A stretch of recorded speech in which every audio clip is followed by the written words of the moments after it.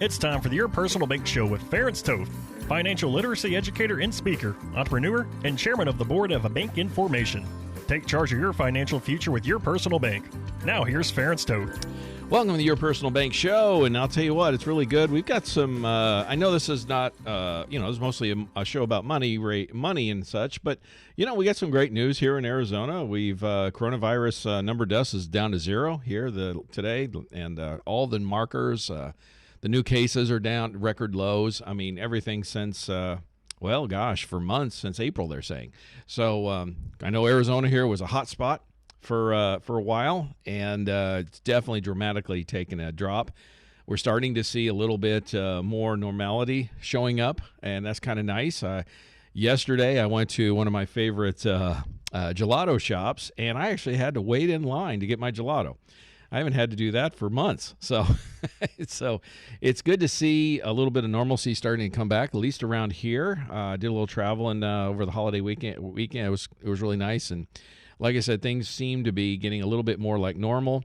Number of business owner clients of mine I've talked to. I was talking to one just this morning, actually, and he goes, the numbers aren't back to pre-COVID levels, of course, but, each day, each week, each month, they're seeing the numbers are gradually increasing. This gentleman, for example, owns a popular restaurant here in town, has several locations. So again, it's good to see. It's good. Hopefully, this is we've rounded the corner, the worst of it, and cautiously optimistic that's the case. Obviously, those that need to protect themselves or high risk obviously should continue to do that. But hopefully, for the majority of folks, some sense of normalcy can start to come back into our lives. Now, there are, of course, there's going to be some lasting effects from all of this. I mean, like those of you that remember 9/11, for example, is a good example of how life has never totally gone back to normal from that, or what it was previous to that, I should say. One of the most obvious changes is, flying before 9/11 and after 9/11, there was a lot of differences in terms of security at the airports. And so that's a major difference that, probably is permanent. We'll see those kinds of changes here as a result of this. What all those changes are still is too early to tell for sure. But some of the things, the indicators, the working from home type of stuff, obviously has taken, it was moving that direction anyway, I guess slowly and steadily. COVID made it a very big, rapid change. And there's some people that may never go back to work in an office on a regular basis. A certain percentage, I think, will be that way. And technology and things like that. And there's an article I read I thought was interesting, with small business, for example. Small business, historically has kind of been, behind the curve on adopting technology and all that. And I know there's a lot of reasons behind it. I can tell you as a small business owner myself, I think a lot of it has to do is we're just darn busy usually, and, you understand that picking up certain software and different things and learning something can increase productivity or efficiency. But, you're so busy doing the day-to-day operations and everything else that's going on, it's hard to take the time to step back, learn the new program, the software, whatever it is, to implement all of that. And, of course, COVID created that opportunity or necessity in many cases for small businesses to pick that up. There's going to be a lot of innovations, a lot of opportunities through every crisis. There's always opportunity, and that new ideas and technologies and various things that come up and change the way we operate or change how our business operates or our lives or whatever. Why is this so important? Well, again, this is Money Radio, and we're talking about your money. And what it boils down to is, as a result of this crisis, COVID, whatever you want to call it, there are going to be opportunities. Things change. Some businesses, like I was talking to this business owner this morning, like I said, some thrive through the change and have exploded already. Things that come to mind are things that involved around technology. Things like Zoom and all those kinds of things have really taken off. Other businesses, like restaurants, for example, really took a hit. And like this gentleman said, who owns a restaurant, he said, the thing is, though, through these cycles like this, the weaker players, the ones who were kind of struggling anyway before going into COVID, this was the last straw, and they're basically gone, which is true. Survival of the fittest, I guess, if you know what I'm saying. So overall, there's an improvement.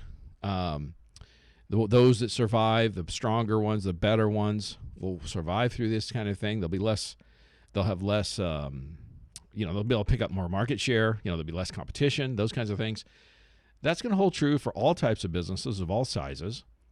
It's no secret if you're looking at the markets, over the last several months, the S&P has been at or near all-time records. It recovered quite quickly, I think much more quickly than most people prior to that would have thought. I think it surprised most folks. But if you really look at it a little closer, and I've discussed it in some of the previous shows, and if you want to go to listen to that, yourpersonalbank.com. Also, we have you can go on YouTube and watch some of the shows. We videoed some of them too. But the thing is, it's not a broad-based recovery. In fact, at one point, it was down to like one stock. Was really driving. Apple, for example, was driving the S&P higher. It's been focused much more on the big, well-situated companies with lots of cash reserves, those kinds of things. The type of companies that people felt like going forward would be able to weather the storm and had the ability to do it and had they were in the type, let's face it, travel and things like that are really struggling and still are. But they were in an area of growth or would survive through this kind of crisis. So it wasn't a broad-based recovery. It was very selective. But I guess what it comes down to is because of the changes, opportunities are going to come about. There'll be opportunities, and some of you listening may be aware or have been presented with some already. Some of you may have some ideas already on some opportunities of things that you think might be something that could really thrive going forward. Some of them we haven't been introduced yet. Why is this important? Well, it's about, and this is where the personal bank comes into place. And this is where one of the things I want to talk about is when an opportunity presents itself, the challenge, the frustration, I guess I should say, when somebody's unable to take advantage of that opportunity, it's usually because they don't have the access to funds to be able to take advantage of that opportunity when it's presented. Or they may have access, they may have funds, but they're allocated elsewhere, and to take them out of that asset might cause some tax issues or some withdrawal charges or fees or whatever, or just the lost opportunity cost, because it's like, do you take it out of this one asset to move it into this new opportunity? That's a dilemma that many people have quite often. And is the new opportunity a better option? You got to weigh the risk factors, right? The beauty of Your Personal Bank concept is simple. One of them, I should say, is by putting it into the high cash value policy. And like I said, I've been telling you, sharing the previous shows. Again, go to yourpersonalbank.com to listen to more information on this. But we've got companies that are paying 6% dividends and plus and have for 25 plus years. And it's funny. I get people, have contacted me, responded to me, saying they were surprised to hear. They didn't know there were companies that have been paying that kind of dividend, 6% plus for 25 plus years. Folks, that's the facts. So the key, though, is not only the dividend and getting a decent return on your money, and I think most people on a consistent, steady return would agree that 6% today, particularly in today's marketplace, is strong. But you have access to those funds to take advantage of those opportunities and yet still receive some positive arbitrage, up to 3%. What do I mean by that? Remember, we bring in the bank line of credit, the cash in the policy is the collateral. If you leave it in the policy, you get the 6% dividend. If you access it through the bank line and they're charging you 3%, for example, well, what's your money still doing? You're still growing at 6%, still getting credited 6%, and you're getting charged 3%. Your money's still making 3% positive arbitrage, isn't it? And that will allow you to then take advantage of that opportunity and reduce the risk involved in the new opportunity because your money's still growing, even if the other new opportunity doesn't work out as well as you thought it might have. We're going to talk about that more in the next segment. So stay tuned and don't miss it. For more information on Your Personal Bank, feel free to contact Ference at yourpersonalbank.com.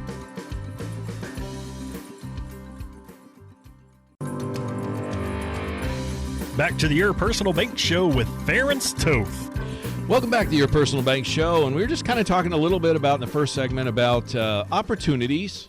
Things are going to come about due to this COVID and everything else, and obviously we have a big election coming up, and there's still some uncertainty out there where things are going. It's starting to feel like, at least here in Arizona, I'll tell you that much, is a little bit of normalcy starting to come back. We're hitting all-time low numbers in terms of new cases and deaths, and we hit 0, for example, yesterday, which is great. So my point is, when you have these major things that happen, crisis, whatever it is, like COVID, like 9/11, like the Great Recession, those kinds of different events, innovation comes about, new ideas come about, businesses shift, opportunities. What I'm trying to say is opportunities present themselves, become available. And those that pay attention to what's going on in the economy and money and all that, folks like, hey, I'm preaching to the choir here. You know this. And one of the dilemmas and challenges that folks often, clients I've worked with for years and years face and we deal with, myself included, is we see an opportunity that we feel very confident or quite confident that it's going to do well. And we want to take advantage of that opportunity. And the dilemma is, well, one, do you have the funds available to do it? Obviously, that's first and foremost. But secondly is how liquid or accessible are those funds? And if you take those funds, say, from another investment, are you better off taking it from the current one and reallocating to the new opportunity? And, there's no way to know for certain, but, you weigh the risks and such and, sometimes make that decision, sometimes not. And down the road, hindsight's 20/20. You won't know right then, but later down the road, you'll know if it was the right decision or not. And there's almost no other way around it. Your personal bank concept helps alleviate some of that. And what do I mean by that? Well, it's really quite simple. Again, if you understand the concept, it's some people try to make it more complicated than it is, and it's not. This is it. It's really quite simple. You set up a high cash value insurance policy with that pays a strong, solid dividend. We have companies that have paid 6% dividends every year plus for 25 years plus. I'll show you the charts. This is the facts, and have never missed dividends for literally before the Civil War. So these are high dividend payers, consistently pay, nice solid, 6% these days. I think most anyone consistent. Don't forget, we set it up correctly, tax-free. A 6% dividend tax-free consistency, that's solid, that's strong, particularly today's interest rate environment, okay? So you set that up, and then when if you leave it there, of course, you're getting that nice, consistent, steady returns. All right. Now, don't forget that I'm talking about the steady Eddie consistent. There is an index option, go 1 to 14% per year, depending on what the S&P 500 does. For those that are interested in that option, but we want to focus on the steady Eddie for a minute because it's simpler and basic to understand. Key. You're getting I tell people this all the time. If you leave your money in there, you get paid 6% dividend. What's your money doing? Well, it's growing, right? Now, if you access it through a bank line of credit, we help you set up with, and this isn't offered by most banks. You have to go to certain specific banks, and we'll show you which ones there are and who has the best rates around literally the entire country. But we got rates anywhere from 3 to 3.95%, depending on the size of the account and various things. But if you're earning 6, you're getting credited 6 in your policy, and then you access it through the bank line, and you're getting charged 3, for example, what's your money doing?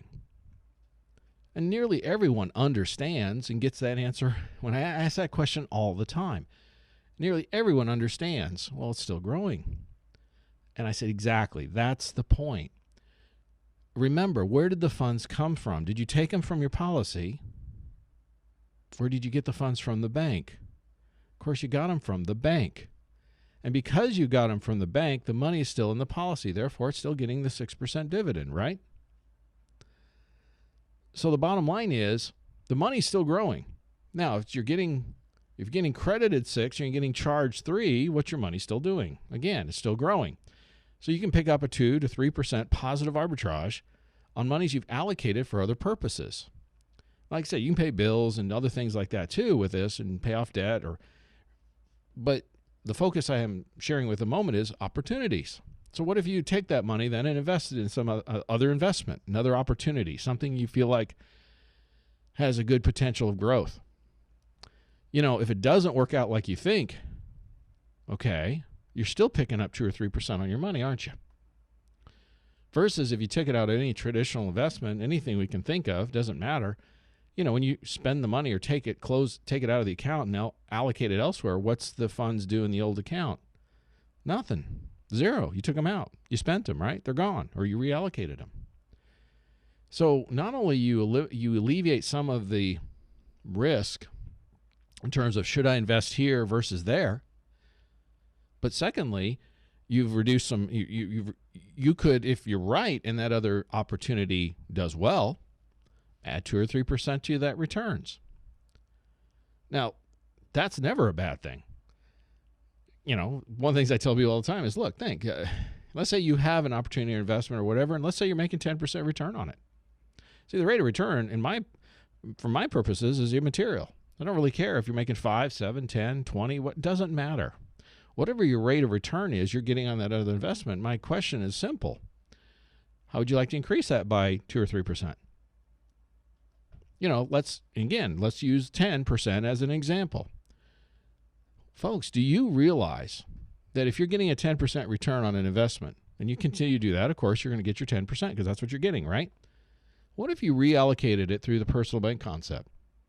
Put in the personal bank, the policy, high cash value policy, get credited, then access it from the bank line and pick up that 2 or 3% positive arbitrage, and you reinvested those dollars, you put those dollars to work in that investment that's giving you the 10% return. Well, how would you like to make 12 or 13? Couple percent, 2, 3% may not sound like a lot. But when you talk to a business person or a consultant or an analyst or anybody like that, if your return is 10%, for example, and you increase it to 12 or 13, what you have done is you've increased your return by 20 to 30%. Now, you take any business, any individual, any person who has income or rate of return on any asset or investment, and you increase that return 20 to 30%, that's huge. That's game-changing, folks. And that's what I want you to understand. One of the things that the personal bank concept can do, it can be a game-changing situation financially to increase the returns on your whatever it is you're investing in by 20, 30% in our example, assuming you had getting a 10% rate of return. If your rate of return is 7, the difference would be even higher, wouldn't it? If it's 20% return, let's say you've got something that's going great, still you're picking up 10, 15% more. I mean, those are huge. You take any business and you increase the top line profit. I've shared this with business consultants and various people. You increase your top line profit by 20, 30%, for example, what is that business going to look like? That's huge. That's massive. That's game changing. That's the difference of having a business that survives COVID or doesn't, or the difference of a business being profitable and being wildly profitable or wildly successful and can expand and do other things, and the sky's the limit. That's the difference the personal bank concept does for folks, whether it be an individual or a business. And it's often why when I meet with seriously wealthy folks and business owners, that's why this concept is used so commonly with those people, and it's very common. And that's one of the things. But the funny part is, with the general public, and then the reason why I do this show and educating folks is, the general public, the average American, it's not common knowledge. And I'm going to talk about in the next segment about why the number one question I get all the time is, okay, this is interesting, but why haven't I heard about this previously? Why has my financial advisor or advisors or my CPA or whoever I've been talking to why haven't they brought this to my attention? And folks, that's the number one question I get, and I'm going to answer that in the next segment, so stay tuned. For more information on Your Personal Bank, feel free to contact Ference at yourpersonalbank.com.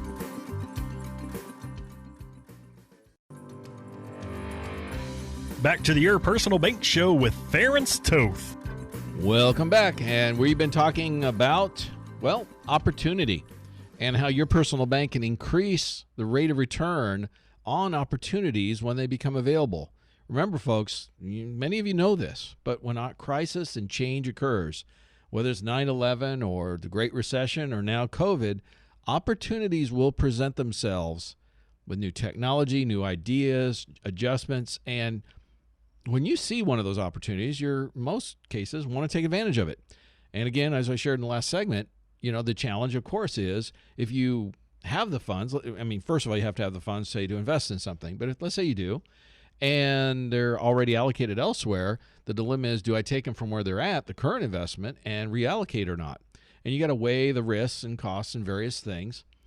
Your personal bank helps alleviate that, like I mentioned in the next segment, increase a rate of return. For example, let's say your rate of return on an investment is 10%, okay? You can increase that by 20, 30% using the personal bank concept, okay? And if you don't follow what I'm saying, I'm going to highly encourage you to go to yourpersonalbank.com and listen to the second segment of today's show. And you can listen to any of the previous shows to get more information, but my point is, check it out because it can show you how to increase a rate of return. Now, the point I was leading up to, and I promised I would share with you is, the number one question I get, I mean, this has been consistent I've been sharing I've been in the financial industry 22 plus years. I've been sharing the personal bank concept the last 7, use it myself, use it with our business extensively with many, many clients. The number one question by far, there's no contest, is after somebody looks into this or listens, and the question I'll get is, why haven't I heard about this sooner? Why is my financial advisor, my CPA, my whoever you've been talking to, whatever the advisor is, why did they not bring this up to me? Okay, that's not a super easy question to answer because there's various reasons. There are various reasons behind it. Okay, and I like to share this thought too because I got a message here the other day from one of my new clients who was I was using the example. If you go back to the previous shows. Using an example, should you buy a car, finance it, and the benefits of using the personal bank instead? And he sent me a message, and he's laughing. He's like, you used my example. Now, obviously, I don't share names or details to identify anybody, but he recognized it was his situation I was talking about because it was literally like 2 weeks ago. Folks, this is the point I want you to understand. This is real life. The stuff that I'm talking about, the examples I'm using are folks I'm actually working with. I'm working with people on a daily basis on this.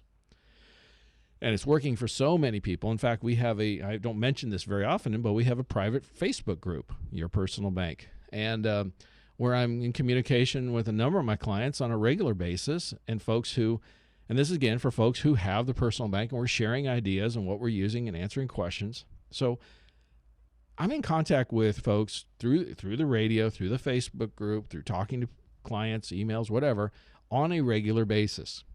And one thing I'm going to do is I'm going to encourage you, if you have a question, by all means, contact us at yourpersonalbank.com. I'll be happy to answer it, discuss your situation, look into this further. If you have a question you want me to discuss on air and you want me to answer that question, I have several folks been doing that. It gives me ideas of what I should talk about and what people want to hear. So feel free, yourpersonalbank.com, send a message, hey, I'd like you to talk about this, or can you answer that question? And either I can contact you about it or do it on the air. That's fine. Again, my goal here is to educate.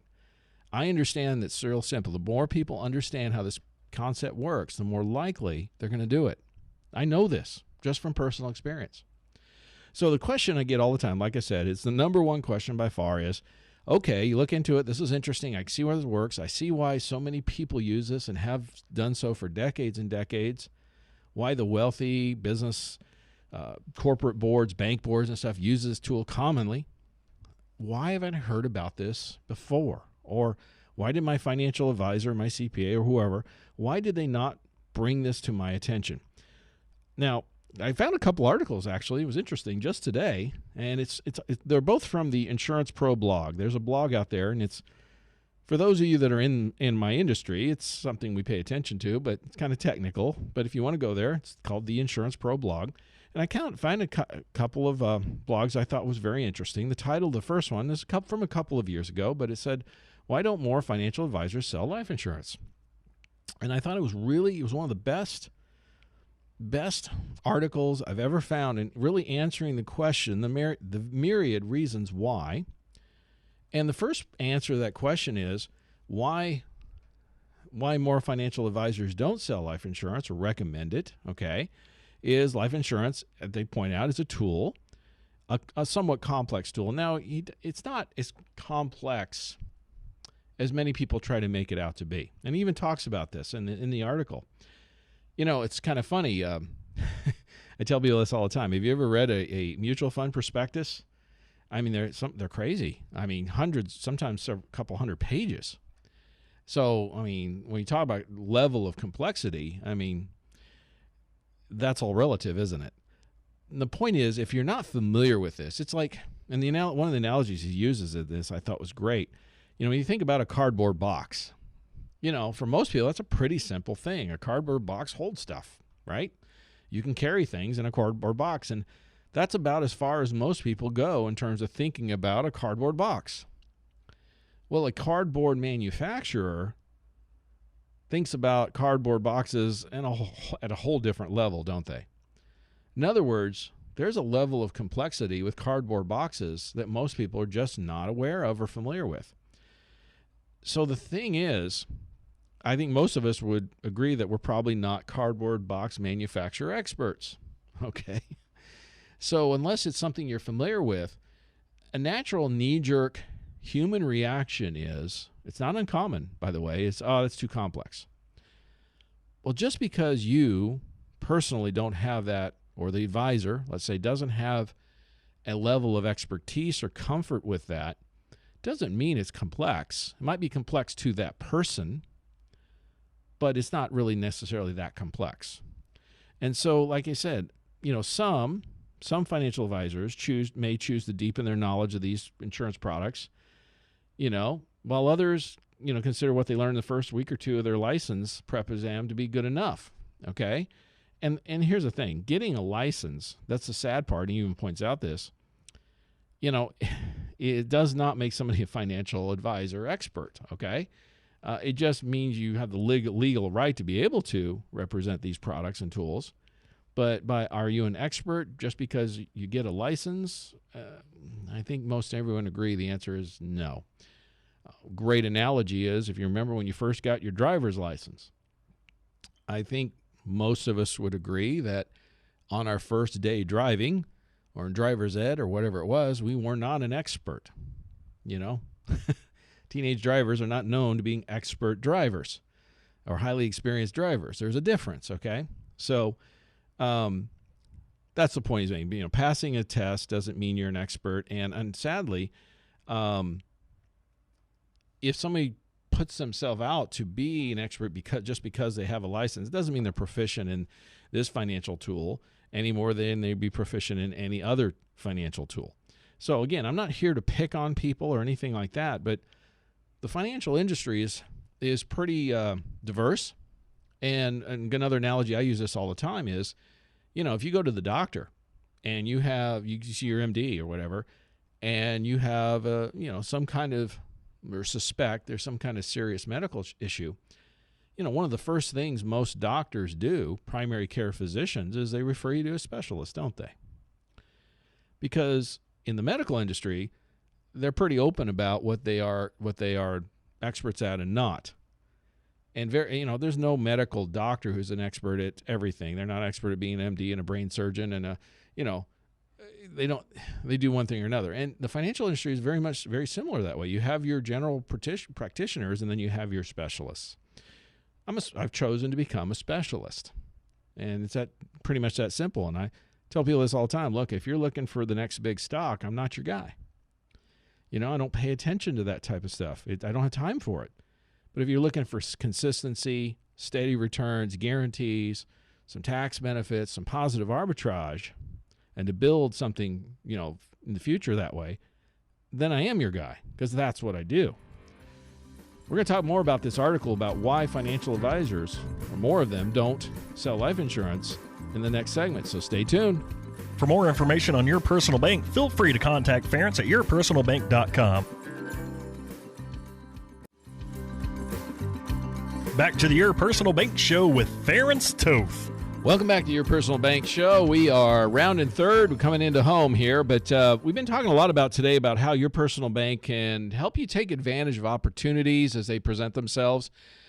Pick up positive arbitrage, still earn money on funds even if you allocate them elsewhere. So it can increase the return on opportunities. It can lessen the risk if the opportunity doesn't work out so much. And again, with COVID and all this stuff, hopefully we're starting to see turn the corner on this. Certainly in Arizona, we're starting to see that. Opportunities are going to present themselves. I mean, there's been a big change, and it's going to affect money and the economy and business and all that. And, we're all going to see, if we're paying attention, we're going to see opportunities. And your personal bank's one of the best ways to have funds available and be able to take advantage of those opportunities without losing out on your money still working for you. And that kind of led to really what I started talking about is this article here from the Insurance Pro blog about why don't more financial advisors sell life insurance? Because you see, the number one question I get all the time is, hey, if this opportunity works so well and it's been around for decades and decades, and like I said, banks and corporate finance boards, wealthy folks, this is a commonly used tool, but not so common with the general public. Why haven't I heard about this before? Why wasn't this recommended to me by my financial advisor or CPA or whoever? And the answer is, there's several answers. And this article, like I said, we'll post it on our website, yourpersonalbank.com. So you can check it out, pass it on, whatever. He's done one of the best jobs I've seen in terms of answering that question. And like he points out in the article here is, first of all, just getting a license, just because you have a license doesn't make you an expert. And that's the sad truth. I mean, just like getting a driver's license doesn't make you an expert driver. That takes time and years of experience, as we all know. And like I said, and when somebody says life insurance is a tool, like he says here, sometimes people call it a complex tool. The problem is, it isn't that it's really that complex. I mean, it's more complex than the license points out. The exam. I mean, the questions on the license are a handful at best. Okay, so somebody who's passed the test by no means has any expertise in this or any other topic or financial tool, frankly. Okay, but the other part of it is if they just say, hey, it's complex, that's sometimes just, a lot of the times, I should say, is a knee-jerk reaction because somebody's just not familiar and they don't really want to talk about it because they don't have, and this can be an advisor, doesn't have the expertise in that area, so they'll just say it's too complex or whatever, and, knee-jerk reaction, reject it, okay? The other thing is, he points out, and I've run into this one a lot. He points out, he says he's talked to many, many advisors over the years, and, a lot of them are just uncomfortable about talking about death. And that's just a basic human nature thing. And like he said, with all the financial advisors he's worked with, that he found a very small handful, like I said, they dislike the idea of having such a gloomy conversation. I guess you have to be a person who, like myself, who discusses this. I suppose you just have to recognize that this is a fact of life. And like I said, our point here isn't really about the death benefit with the personal bank concept in most cases. It's about, growing the cash, having access to funds, and getting positive arbitrage. Yes, there's a death benefit aspect to it, which can be a great protection tool. I mention this all the time. You take a couple, for example, and if one passes away prematurely, there's typically a loss of income, Social Security income at the very least, often. A death benefit on the surviving spouse or for the surviving spouse can offset that loss of income in many ways, quite often. So I guess I look at it from it's a fact of life matter, and it can be a positive benefit for your loved ones or your business continuation. Those are just things that have to be addressed, okay? Also, the other one is many financial advisors are uncomfortable talking about clients' health because one of the things is, again, we're trying to maximize cash growth. We're trying to create positive arbitrage through the bank line of credit here. But, somebody has to qualify for life insurance. That's part of the tool, right? And sometimes does get involved, like I said, talking about a procedure, or something like that somebody may have had and maybe been, kind of a delicate conversation sometimes. And, that's just a fact of life that a lot of advisors just frankly aren't comfortable with or familiar with. And then he pointed out here, he says, I once argued a standard offer up to Preferred Plus because the underwriter's original justification hinged on a strange interpretation of the results. I've done the same thing. I guess understand it just takes a level of understanding and knowledge and experience to understand what the medical underwriters are looking for, what the exceptions are, and when exceptions can be made.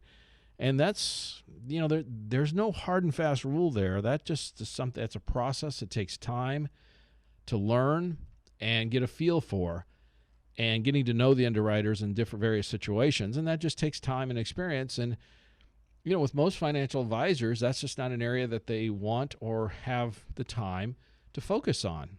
And so it's just a fact of life. And then I liked his other point here. The life insurance industry often gets in its own way and makes things more complicated than they need to be. I could agree with that completely. Historically, qualifying and applying for life insurance is a several-week process, if not a month or longer, and can be rather onerous. Now, the good news is with the technology that's come about in the last year or two, things have gotten much better. In fact, about half of my cases when I do work with a new client, we can get them approved on the spot with the new technology that's on the place, which is really cool. I mean, an application will take 10, 15 minutes. Usually I'm doing all online these days or on the phone, and I can get an answer within seconds and on about half the cases that we're doing. So that's a tremendous improvement on what it used to be like. And this is fully underwritten. I mean, this is, the best rates and everything, not just where the stuff where everybody gets, there's no underwriting. This is fully underwritten, fully everything, because of the technology out there that we can do that. And so it sped things up and makes my life so much easier, and for the client. So I'm thankful and appreciative of that, obviously. In fact, a couple weeks ago, I had a case where I talked to the client on Monday. They had some questions. They've been listening to the radio shows for quite some time, so they had a fairly strong level of understanding, and answered some questions and looked at their situation. They wanted to meet back the next day. They were very interested. Got some more information we discussed on Tuesday. Went ahead and submitted an application. They got approved right there. It took us like 15, 20 minutes total. They got approved, and by Thursday, their case was in place. They submitted the funds and was approved and done. So we started Monday, by Thursday, done. And I can tell you a couple years ago, that was not possible. So again, that's some of the technology. Now, I can't say that's the case on everybody. If you got some health situations or some extenuating circumstances, of course, it can take longer. But the beauty is, if your situation is fairly simple, we can get it done very quickly. And then I like this is one of the messages on this article. Like I said, I'm referring to this article, Why Don't More Financial Advisors Sell Life Insurance? One of the comments here was, it was from a CFP. He goes, if some of the best financial products are offered through insurance companies, and if you really want to know how to unleash the power of these products, I suggest reading the following books, and I agree too. One is called Stress-Free Retirement by Patrick Kelly, The Retirement Miracle also by Patrick Kelly, and then The Power of Zero by David McKnight. I've pointed this one out a number of times. The Power of Zero, really, bottom line is, deals with the income taxes and future income tax rates. And the point of the book is, who knows what the future rates are going to be? No one can tell. No one can predict. But 2 times 0 is still 0, isn't it? So in other words, if you create a tax-free retirement, as they're pointing out in these articles and these books and various things, and tax rates go up, well, 2 times 0 is still 0, isn't it? So you really don't care. It doesn't impact you. There's many, many reasons. There's a myriad of reasons for looking into a personal bank for yourself, for your business. You can, like I said at the beginning, you can look at it for taking advantage of opportunities. You can look at it for reducing taxes. You can look at it as a diversification strategy. There's so many other reasons why. You can look at it earning money on funds you spend, paying down debt, various other reasons for doing so. And understand, whoever the advisors as you've talked to, nothing against them but the reality is they're most likely, and I'm going to say with about a 98, 99% accuracy rate, are not experts. They're not specialists in this kind of arena. And just like you see the doctor, and you have a situation that the MD, your family practitioner, is really not special, that's not his level of expertise, he's going to refer you to a specialist. Contact a specialist on this, like myself, at yourpersonalbank.com. We'll look at your situation, answer your questions, and show you how this can really enhance your financial future. Listen Tuesday at noon and Thursdays at 1 for more information on Your Personal Bank. Contact Ference at yourpersonalbank.com. This show is designed to provide accurate and authoritative information. The presenter and guest on this program do not engage in legal, accounting, or tax advice. Professional advice regarding your situation should be sought if required. Products and riders may have limitations and may not be available in all states. Excessive unpaid loans may affect performance. Distributions may become taxable if not managed properly. Replacements may not be suitable for everyone. There may be charges when replacing coverage. Compare when considering a replacement. Dividend rates and baseline of credit rates may charge. Contact yourpersonalbank.com for current rates.